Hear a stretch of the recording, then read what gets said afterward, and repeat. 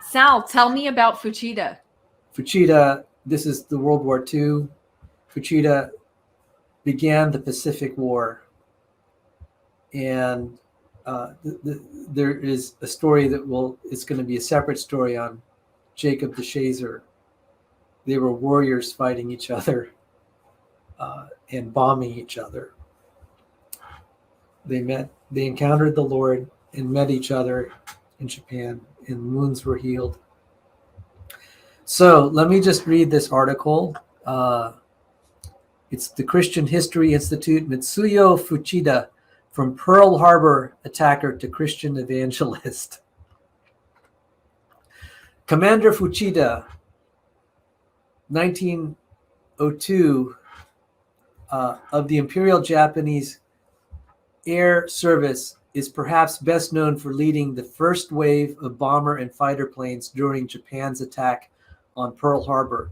At 7:40 a.m. on December 7, 1941, he sent up a green flare from his plane signaling the order to attack, and he later ordered his radio operator to send the message, "Tora, Tora, Tora," informing the Japanese that they had achieved complete surprise.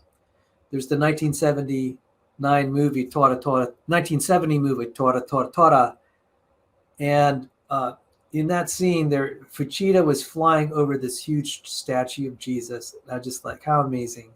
Right before he's about to commit this heinous act, it's like Jesus is watching. He knows what's going to happen to Fuchida. The attack on the Hawaiian U.S. Navy base resulted in 2,403 American and 64 Japanese deaths. The following day, the United States officially declared war on Japan and entered World War II. So he was the agent that began World War II for the Americans.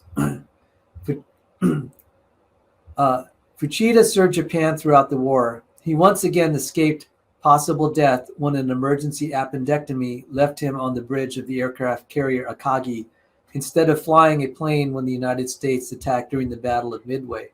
So Fuchida was in these great historic naval battles. And the Akagi sunk, by the way. The bomb hit.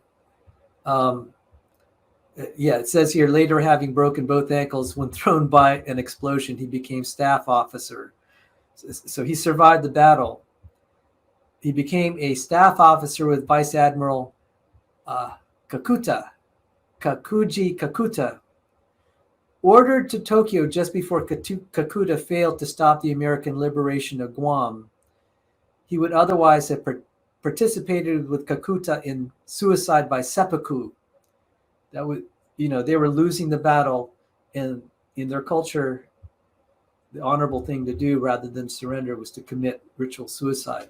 But he was, let's say,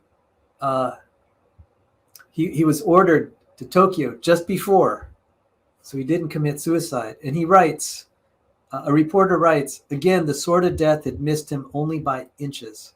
He told reporter Hal Drake in 1971. Later on, one of his tasks was to inspect the city of Hiroshima after the atomic bomb dropped. Again, he was the only one of his party not to die, this time from radiation poisoning. He would have, by original orders, been in Hiroshima when the bomb exploded on August 6th, but was abruptly sent to Yamato instead on August 5th for an intelligence briefing. He escaped death again.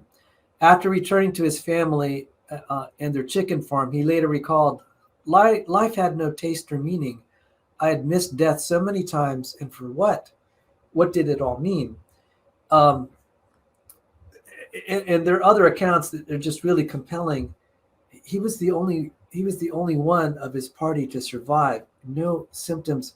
I mean, he was walking through the streets of Hiroshima, and these guys later on were just in the hospital saying, you're going to be next. He didn't die. And so this is really haunting him. Why am I alive? In that Pearl Harbor raid, almost all the pilots he knew were dead. He was the one to survive. It just haunted him. After the war, a number of Japanese military personnel were put on trial for war crimes relating to their treatment of prisoners of war. Fuchida was called on to testify, felt the trials were a sham. He had harbored resentment of the United States for decades due to its restrictions on Asian immigration, and he believed the Americans had treated Japanese POWs just as badly. He sought out recently released POWs to gather evidence. It was then he met his former flight engineer, Kazuyo Kanegasaki, presumed to have died at the Battle of Midway, who had instead been taken prisoner. Rather than telling a story of abuse and torture by Americans, the man told him of a young American woman, Peggy Cavell, who treated him and his fellow prisoners with great kindness, even though Japanese soldiers had killed her missionary parents in the Philippines. Fuchida was astounded. The code of the warrior not only permitted revenge, it demanded it. But this woman declined revenge and offered compassion to Japanese prisoners. This sparked Fuchida's interest in Christianity. He soon encountered the testimony of Jacob DeShazer, an American POW who shared his story of finding God in a Japanese camp. In the story, I was a prisoner of Japan. In September 1949, Fuchida became a Christian. Looking back, he later said, I can see now that the Lord had laid his hand upon me so that I might serve him. Fuchida established the Captain Fuchida Evangelistic Association and began to travel full-time, sharing a presentation of his conversion story.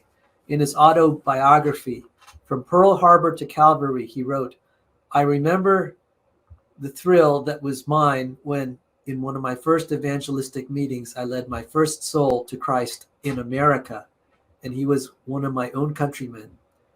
In 1952, he toured with the Worldwide Christian Missionary Army of Sky Pilots.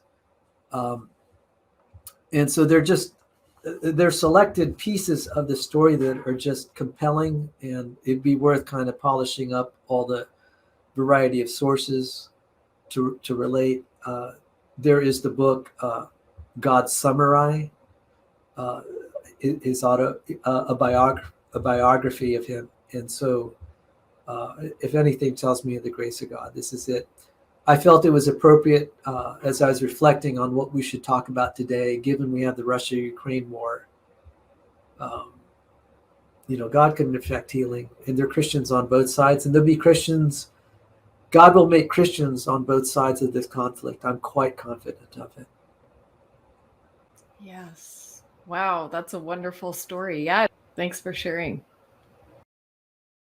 His own self for heavenly food.